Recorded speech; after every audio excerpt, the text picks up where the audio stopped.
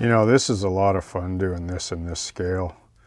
In fact, endeavoring into this, it could be quite dangerous to a person's HO collection.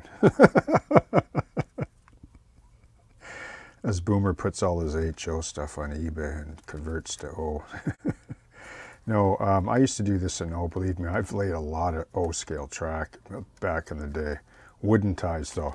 I mean, I wouldn't use plastic ties on a large layout. It's just too much work. But I'll tell you right now that you can't tell me that these plastic ties don't look authentic.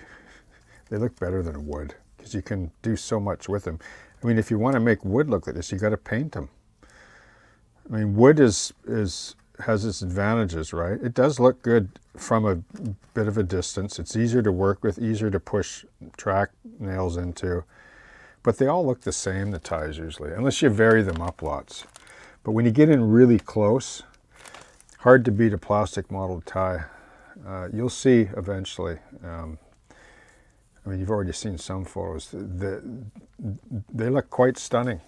Actually, these are plastic ties. And I've done enough wood ties, believe me. And when it comes to the diorama, though, I think you can do more with the plastic because it's a little more rigid. Like when you score it, like you can do anything you want. Like I scored some of these individual ties just quickly with a razor saw, and when you paint them and stain them, all that detail comes out. It's just, and it's random, and every tie has its own character practically to it, which makes for really a real authentic look, you know. So that's pretty cool. I noticed the ends of the ties because they're elevated a bit, and then you can see how you can expose. Like this looks really good with narrow gauge when you do that. You know, it was square footage, right, and linear feet. Like they didn't waste money on things, on rail and ties and ballast, you know, because it adds up quick when you're multiplying by the mile. Yeah, so this is kind of cool. I'm going to use some dirt in here, like this part. So this is a more better maintained section, and then I'm going to, I've got some of this, this sort of dirt, some more dirt. That's what I'll use for this.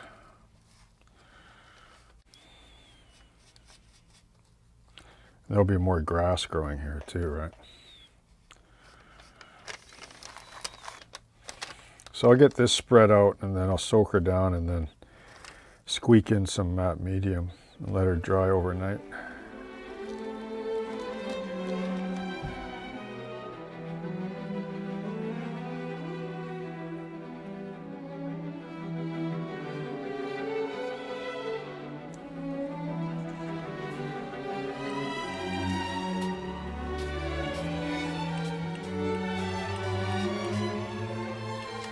Time to squeak in the matte medium. So I'm just misting down with a little bit of water with a little pinch of isopropyl 99% alcohol. You know, I can remember when I first started ballasting, like as a kid, I wasn't very good at it, and I actually hated it. But once I started to get better at it, I actually really like it. Now, some people would joke and say, well, you can come over and do my layout. Well, the thing is, right, like when you do a shelf layout, you're not overwhelmed with that task. And when you get good at it and you realize that it's actually 50% of the visual impact of your layout, primarily because you run your trains on it, then you begin to realize really a really nice layout doesn't have to be you know, outstanding scenery, so to speak. But if the ballasting is well done, the layout will look fantastic because you're focusing in on the trains and the ops, and that's what you see. You see the track and the right-of-way. The rest is sort of it's on the periphery, right? It's sort of outside of your focus of view. It's always residing in your peripheral vision, and so it does the trick. Like your imagination fills in the blanks, but when you're staring down at your favorite locomotive's MU idling on the track waiting for a signal at something, and it's sitting on nice ballast, that's half your layout.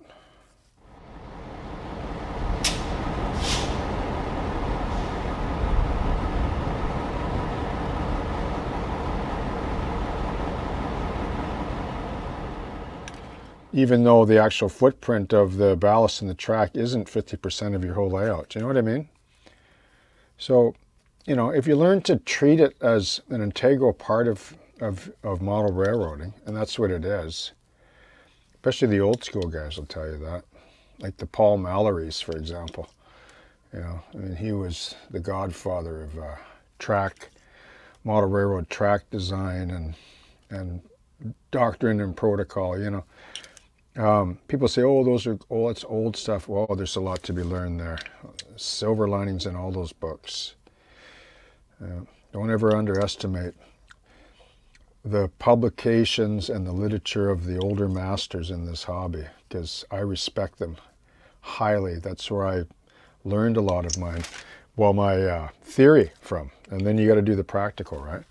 And when you get good at it, like more confident, you actually begin to enjoy it. I guess it's the same with electronics. Some people are really scared of it. I mean, I'm not a master electrical when it comes, like for signals and stuff, but I'm willing to learn it when the time comes. You know, I'm open to it. I have the books. I read a little bit here and there. And, you know, it's all part of the fulfillment of the hobby overall and the sort of collective bigger picture, you know, of things. And,